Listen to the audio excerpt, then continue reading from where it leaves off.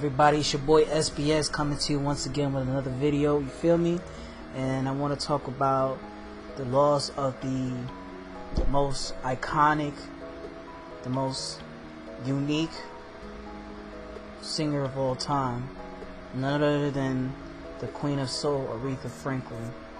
So just like how a lot of wrestlers these days are losing their lives, we lost a legendary singer.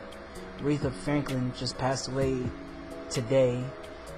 I just now realized this, not too long ago when I was out and about. Honestly, I was kind of shocked because, basically, as of lately, I've been going through a lot of bullshit, and when I found out the news, it kind of like, I felt a lot bad about it, I feel upset about the fact that she passed away, and despite the fact that I didn't grow up in the era when Aretha Franklin was making all her hit classic songs or whatever, me personally, even though I always talk about rap music a lot, and I don't talk much about a lot of like R&B singers or rock singers or anything like that per se, but to be honest though, like, my family were fans of Aretha Franklin, and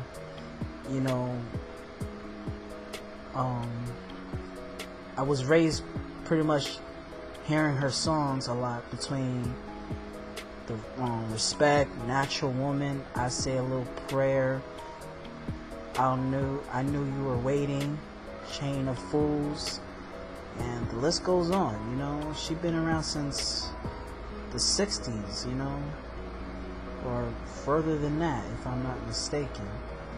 But this woman has been the biggest icon ever to made it into the old days of R&B, compared to like Earth, Wind and Fire, and let's see, Marvin Gaye, Teddy Pendergrass, and the list goes on. Shaka Khan, Patti LaBelle, all these legends. Some of them are still here, some of them passed away, and they made historical songs or whatnot. But the thing was, Aretha Franklin had lived up to be 76 years old. Sometimes in life people have to go, but being at the age of being 70, it's like some people die around that age, or 80s and 90s, or maybe in their hundreds. I hope that the way how it seemed, it seemed like she lived her life well and good enough as she could, and she had histories of dealing with weight problems and things of that nature, but during these days in the 60s, the 50s or whatever, the young, beautiful Aretha Franklin gave us passion and gave us a lot of like great classic songs, even though I was born in the 90s, but I can respect the older generations. We can learn so much, a lot about the older generations with the doo-wops and the jazz music and the old school R&B, soul music. That's why she's the Queen of Soul. But I'm gonna keep it short because I don't really have much to say. But all I can say really is, rest in peace to Aretha Franklin, and my love and my condolences go out to her family, friends, her managers, her CEOs, everybody who been a part of her life during her legacy.